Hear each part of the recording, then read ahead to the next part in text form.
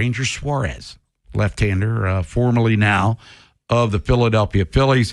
He reaches a 5-year deal with the Boston Red Sox. Now Soto, who was 0 for 3 last night. 2 balls and 2 strikes. Swing and a miss. Phillies have gotten him twice in this series now.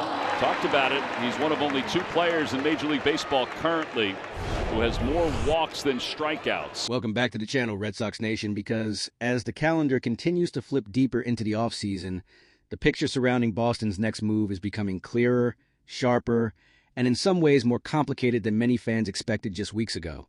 If you've been following this team closely, you already know that this offseason was never going to be about one single move. It was about direction, it was about intent, and it was about whether the Red Sox were finally ready to push their chips back into the center of the table after years of cautious spending and measured restraint.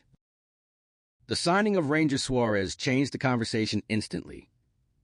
When Boston agreed to terms with the left-handed ace on a 5-year, $130 million deal, it sent a very clear message to the rest of the league. The Red Sox were not sitting out the top of the market. They were not waiting around for bargain opportunities. They were willing to commit serious money to elite talent. And for many fans, that move felt like a turning point. It felt like the front office was finally aligning action with rhetoric. Suárez was one of the crown jewels of this free agent pitching class, grouped alongside names like Dylan Cease and Framber Valdez. In a market where Cease commanded 7 years and $210 million, Boston locking in Suárez at a significantly lower total value immediately looked like a win. It addressed a major need, solidified the rotation, and gave the Red Sox a legitimate frontline starter to pair with the arms they've already accumulated through trades and development. But as quickly as optimism surged, a new question began to dominate the conversation. What does this mean for the offense?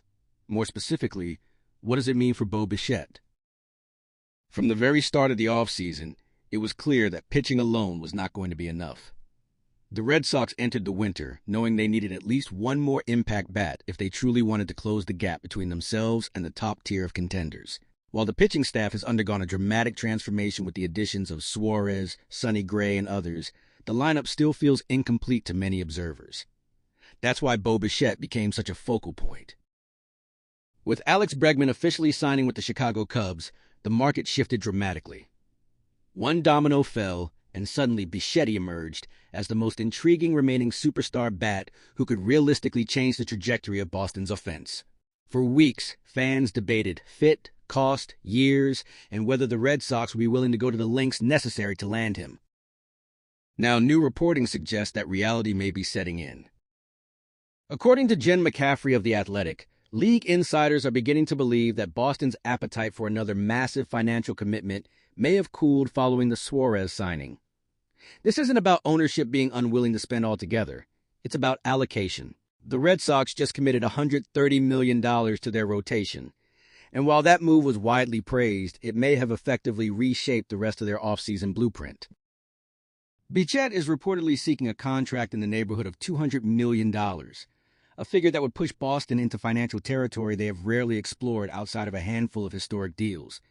It's not just about the number itself, it's about what comes with it. Years, flexibility, future payroll constraints, and the ripple effects on roster construction moving forward.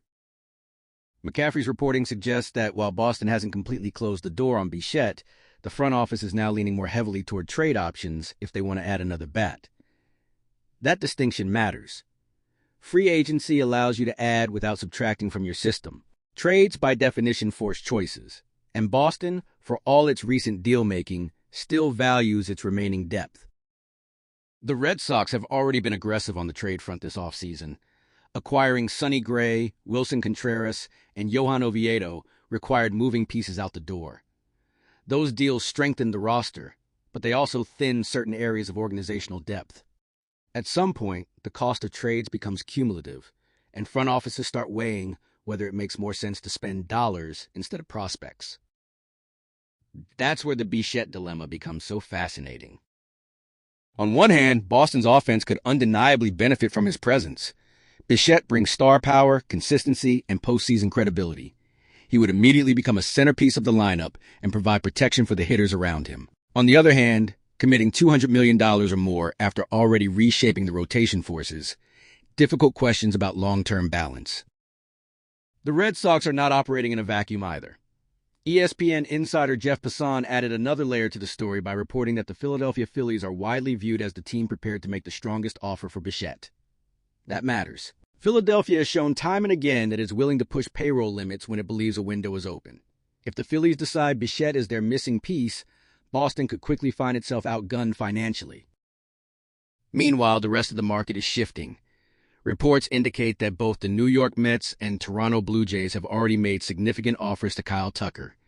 As teams pivot toward alternative targets, money begins to funnel in specific directions.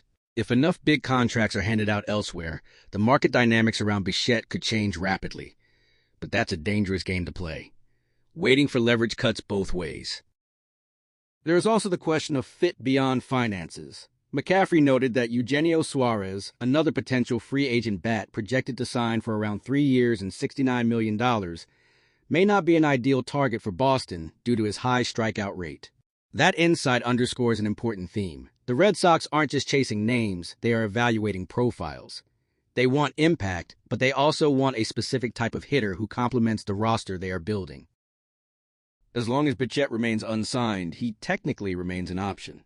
That much is true, but the signs are becoming increasingly discouraging for those hoping Boston will make one last massive push. The combination of recent spending, market competition, and insider sentiment suggests that time is not on the Red Sox's side. This doesn't mean the offseason is over, far from it. Trades can materialize quickly, especially as teams reassess their own positions and priorities. Boston has depth, Boston has flexibility, and Boston has shown a willingness to act decisively when the opportunity aligns with their vision. But it does mean expectations may need to be recalibrated. The Ranger Suárez signing was a statement. It showed ambition, it showed belief in the current core, but it may also represent the final major free agent expenditure of the winter. From here, the Red Sox appear poised to operate opportunistically rather than explosively, targeting value, fit, and sustainability rather than chasing one more headline. And that brings us back to the question fans are debating more fiercely by the day. Should Boston still push for Bo Bichette?